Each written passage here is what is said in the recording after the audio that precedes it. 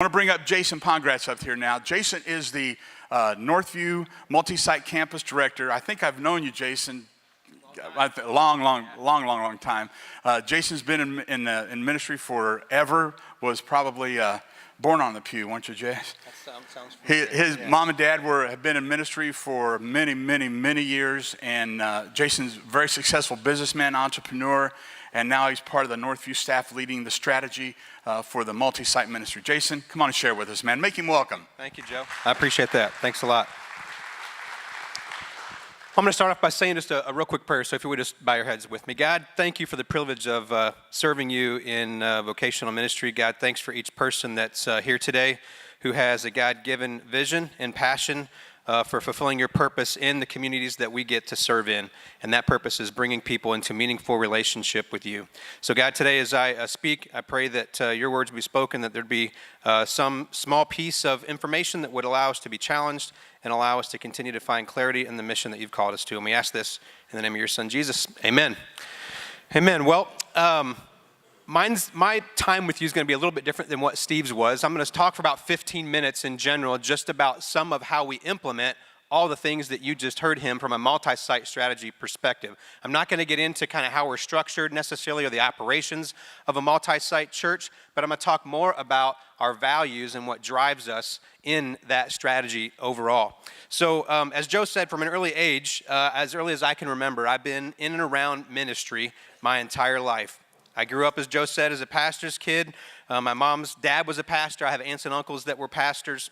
And I also spent time on the mission field in South Africa when at 16 my parents felt called into full-time mission work in Africa.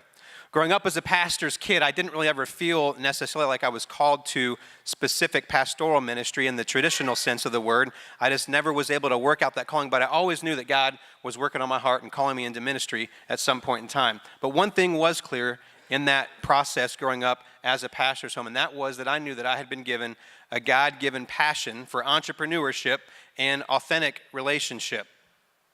Prior to joining the staff at Northview, I spent several years pursuing that entrepreneurial passion, starting several small businesses, as Joe said. I've been at Northview now for over 20 years. I actually was here at Northview when Steve came and actually gave his first initial message to see if we were going to have him be the next senior pastor. And so what I can say is it's an absolute privilege to be able to serve under someone with a crystal clear vision like Steve Poe. I met my wife 17 years ago at Northview Church. We now have 3 kids that are now being influenced and trained up in the ways of God at Northview Church. And lastly, at Northview Church, that is where I know God's calling was absolutely crystallized for me and has shown me how I can use those God-given gifts of passion for entrepreneurship and taking risks to actually benefit his kingdom.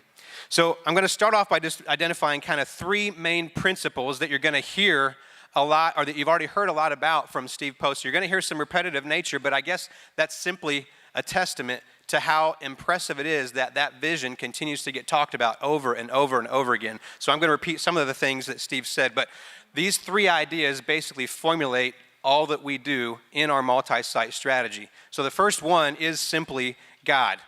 The second thing that informs our strategy of multi-site is clarity, and the third thing is simply opportunities.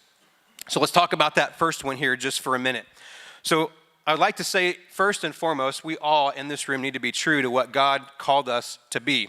Whether it's a multi-site church or not, whether it's prison campuses, whether it's a community center, whether it's church daycares, or whether it's just being a missions outreach-minded church, stay true to your God-given vision for who God's called you to be.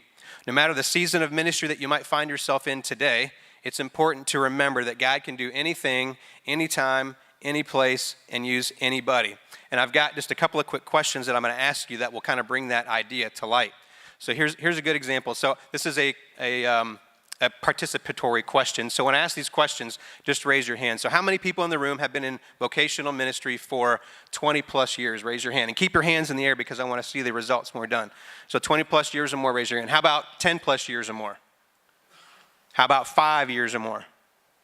And then how about 3 years or more? And almost every hand, I think, should be raised in the room about now. So here's what I mean about my first point in keeping God at the center of all we do. I'm certainly not qualified today to be up here talking to you because I have actually been in vocational ministry for the last 2.5 years. Somehow, some way, God has chosen me to be here today to talk to you about a strategy that simply I've only been involved with for 2.5 years. There's simply no other explanation than me knowing that God has equipped me for this time to actually talk and be a part of what's happening at Northview Church. There's just no other way that that's possible. I can't do anything without him, but I can do all things through Christ who gives me the strength. So keep God number one and stay true to your God-given calling. The next thing is clarity, and that's what Steve is unbelievable at. It might surprise you to hear that technically speaking, we really don't even truly have a multi-site strategy. So for those of you who insist on having some sort of concrete strategy or a phrase to call a strategy, our strategy is to not have a strategy. And we are unabashedly unashamed of that fact. And if I guess you'd like to call it something, our strategy is simply being opportunistic strategists. So what does that really mean, and what does that look like as we implement our multi-site strategy? So our strategy is strictly driven by our mission, our vision, and our values, not by a specific repeatable mathematical formula or anything that we do geographically. It's simply driven by our mission and our vision. So according to a study done by Barna Research about 2 years ago, there were 8,000 multi-site churches in the country at that time. And the saying goes, there are no two multi-site churches that do anything the same. So once again, it's just more about staying true to who you believe called you to be than trying to figure out any mathematical formula at all. And it's more about the vision and mission. For Northview, the clarity starts with our mission statement, which is simply connecting people with God and connecting people with people. There are a few people in my life that I've seen such a pure and clear God-given passion for evangelism as Steve. As a result, everything that we do at Northview starts with a few simple questions. How can we reach more people? What creative ways can we communicate the message of God's amazing love for them? And what are we missing?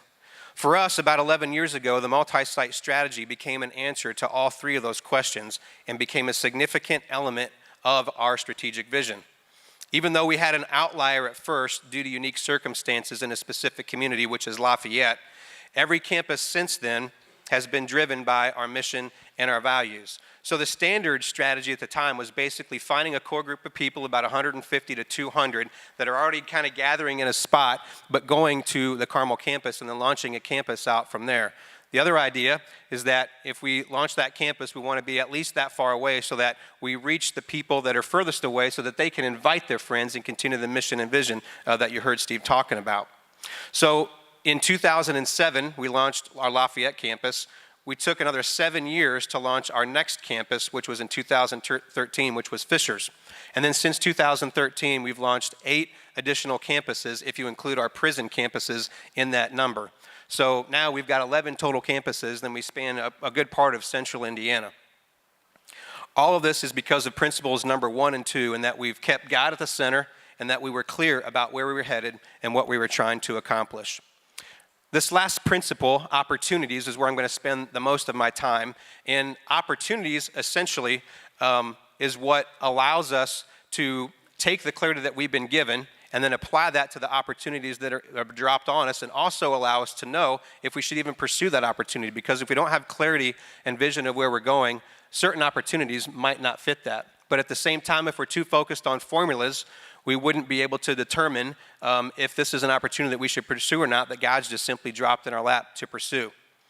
So 3 different opportunities that we're right in the middle of figuring out as a church is our prison campuses, the idea of a secular daycare in an existing campus, and a farmer's market on a campus that we currently have. Each of these 3 opportunities can be traced back to 3 of our value statements rather than a strategy. And you heard Steve talk about these value statements throughout his talk earlier. He said, we will do anything short of sin to reach those far from Christ. If we pick up and leave tomorrow, would the communities we serve even notice? And it's not about brick and mortar, it's about people. One recent opportunity for a creative way to bring people onto our property was recognized by partnering with a farmer's market at our Binford campus. Our Binford campus is our newest traditional campus, with the exception of Kokomo, and it was a property that had sat vacant for 7 years, so the community was very aware that this property was available, but nothing had been done with it. As I was going around garnering support from that community to encourage them to let us get zoning changed for it to be turned into a church, I would have community meetings or town hall meetings. And at one of those meetings, there was an an entity there called BRAG. BRAG is a local entity that actually works to build community development in kind of a little bit of the rundown area of that particular part of Indianapolis. Right after, I was trying to convince them of how much of a good neighbor we would be if we were able to turn that into a church building. The leadership of BRAG came up to me and said, hey, we heard what you said, and we're wondering if you would let us take a displaced farmer's market and have that on your property if you were able to get the building. So we had a short internal conversation, and I went back to them very quickly and said, absolutely. It sounds like a win-win. We're starting that farmer's market in the beginning of May, and that's going to bring over 1,000 people to a campus that's currently running about 300 people every single Saturday. And there's unchurched people in that and people that may be looking for some place to call our church home. So 1,000 people will be visiting our campus every single weekend. So with that completely lines up with our farmers market opportunity. That lines up with the value of if we were to pack up tomorrow and leave, would anybody even know that the church is gone? What's even more encouraging about this story is that the leader of BRAG, not only are they going to bring our farmers market, but I had an opportunity to have a conversation with the leader of BRAG, and I was asking her questions about her faith, and she said, I said, what's your faith story? She said, I'm kind of turned off by church, honestly. I take my son to church every week, but I really don't know where I stand. I had a lot of bad experiences growing up. And through that, I just realized that we needed to reach out to her. So over a period of time, Garrett, our campus pastor there, continued to develop relationships with this gal, and even volunteers had continued to reach out with this gal.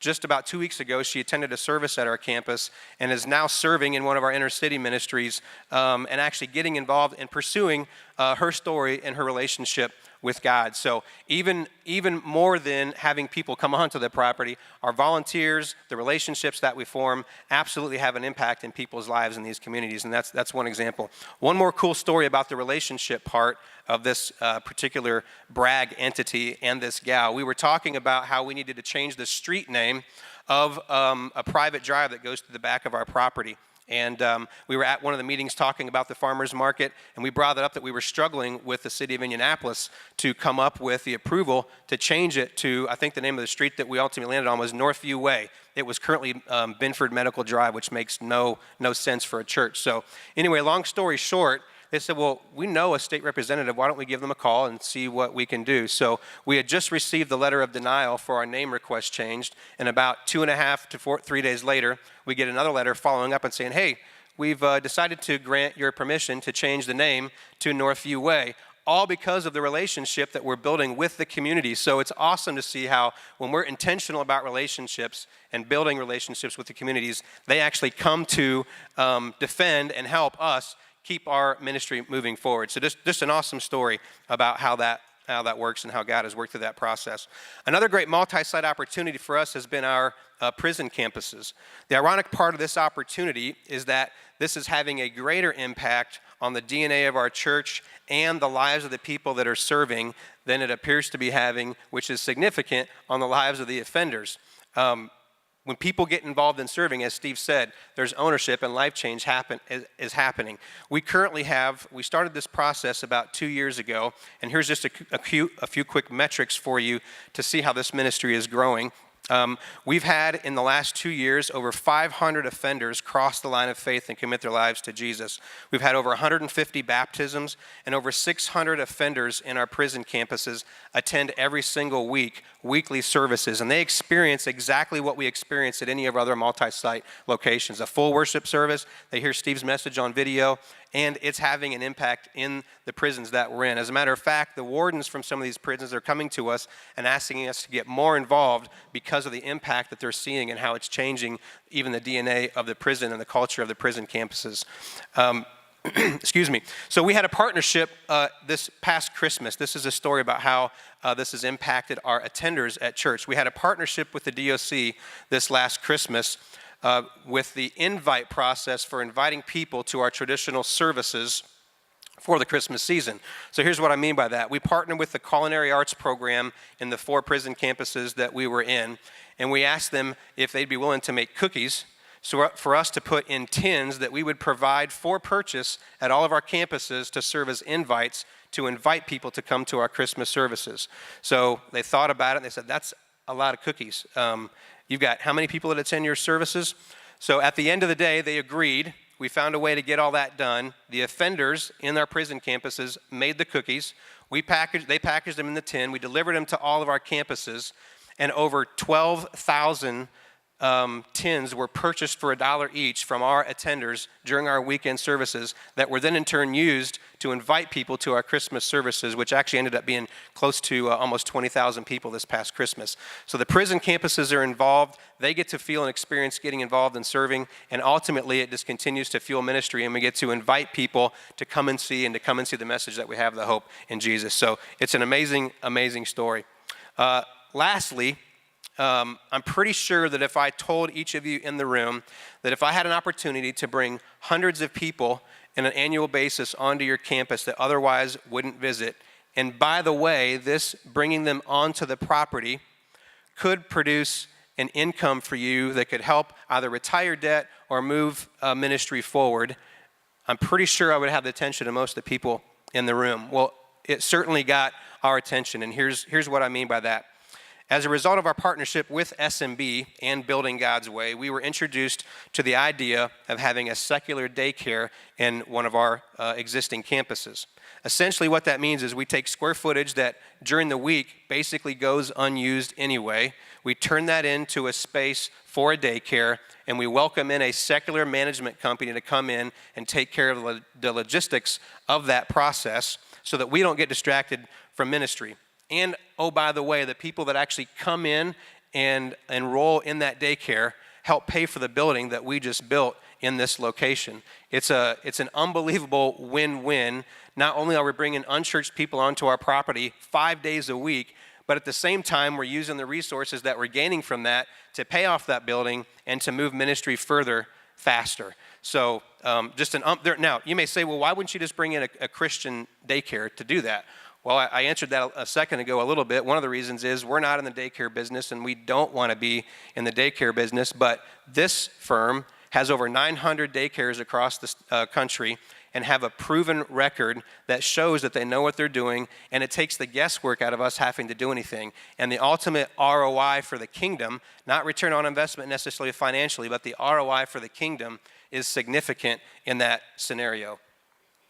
So in short, the statements that I've basically just made all essentially inform and drive our multi-site strategy and fulfills our mission of connecting people with God and connecting people with people.